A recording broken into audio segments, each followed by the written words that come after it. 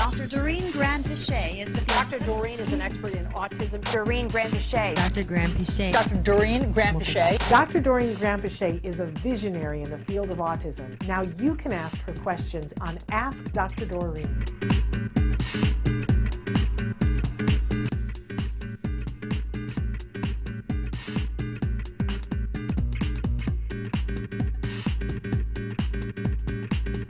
Somebody wrote in and said that yesterday in one of the different places that we were on, Dr. Grand-Pichet, and I don't remember whether it was autism-live or the private thing, that you were talking to a mom about that, you might even want to introduce some new toys to get them to be reinforcing. For some reason, I think that was the private one.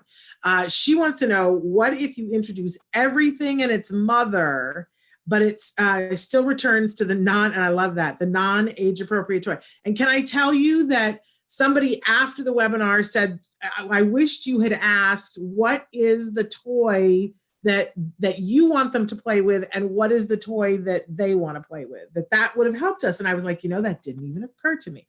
But somebody said they wanted to know that. And can we talk a little bit about that? Because she specifies the non-age appropriate toys.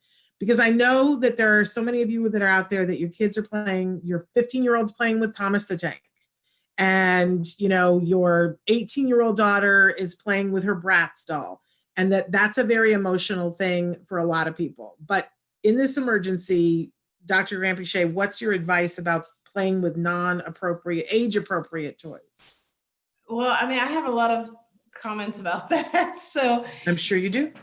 In this emergency, I think it's one of those things that we just be lenient about. That's number one. But the second thing is, and more importantly, when you talk about age-appropriate toys, I think there's two things I want to say. One is sometimes we look at it's a personal thing. Like if, as Shannon said, if your 18-year-old is playing with Thomas the Tank, everything else that they're doing, is it age-appropriate?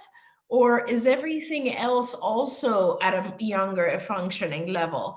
Because if everything else they're doing is pretty close to age appropriate, then I can understand that you would want them to change and maybe start doing what 18-year-olds do in their recreational time.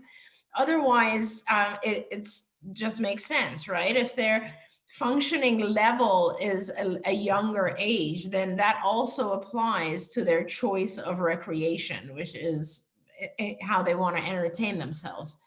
Now, that issue aside, I just also want to point out that what you should be also doing, it's not about the toy so much as it is about what the child gets out of it. So if someone is entertaining themselves with, let's say, Thomas the Tank, maybe it's all about trains.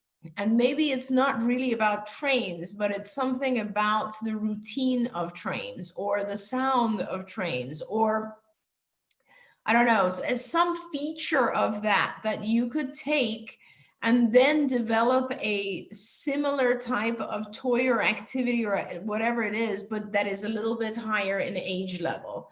So for instance, maybe that person would now be interested in reading about trains as opposed to playing with Thomas the Tank. Or maybe they want to look at documentaries about trains.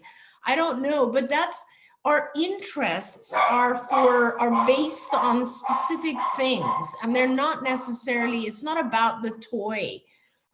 Although in our field, honestly, with our kids, it could also be that he or she's just interested in the music that comes from the toy, the color of the toy, the sound of the toy, whatever it is. Find out what it is about. Sometimes we think of something as being appropriate or not appropriate, and then we want to eliminate the things that we classified as not appropriate. Let's find out what it is about that preferred toy that is so engaging for the child, and let's see if we can take that aspect and make it something that's maybe more socially appropriate. That is like reason 3054 why I love Dr. Doreen Grand-Pichet, because there are a lot of ABA people out there, I think, that push this idea of, everything has to be age appropriate. And let's face it, your mother-in-law pushes that. Why is he 18 and he's playing with a Thomas the Tank Engine? And it becomes an indictment of you as a parent. But I just want to point out, do you know who Mandy Patinkin is?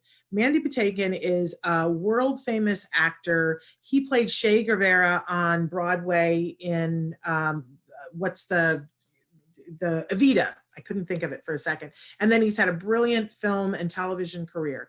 And do you know what he does with all of his waking spare time? He has a train track thing. He has a whole room in a building that he built near his house where he has trains and he builds and adds on to it. And he's just one of a million people. Those hobby model places wouldn't exist if it was only 8-year-olds who loved that kind of stuff. Now, but it's exactly what Dr. Grampiche is saying, is that he's capable of balancing his checkbook.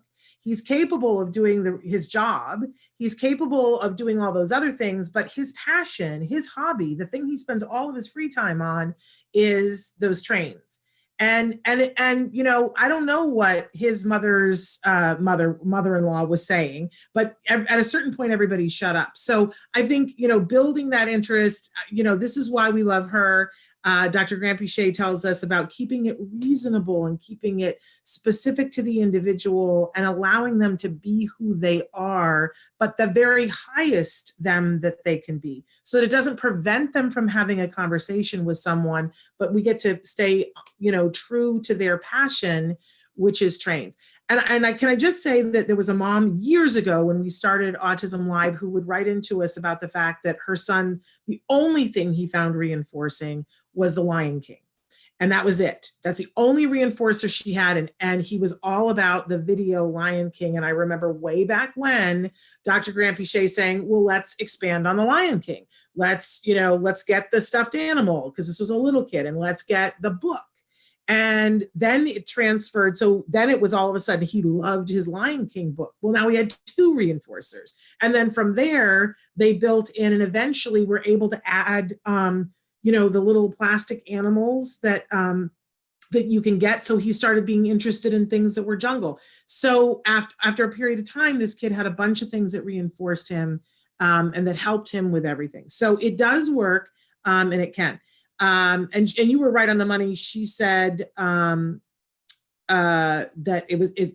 trains was the thing. And she said functioning is age appropriate, but social is lower.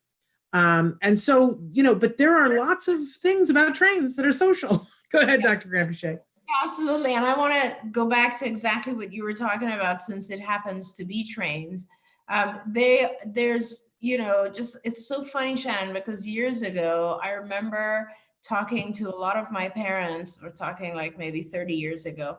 And a lot of the parents would say to me, like, he's so interested in just like building things and, you know, like making machines and so on and so forth. And I was like, that's not a bad thing. Like, you know, there's a lot of, there's room for that, right? And then before you know it, years go by and we have robotics teams in elementary school.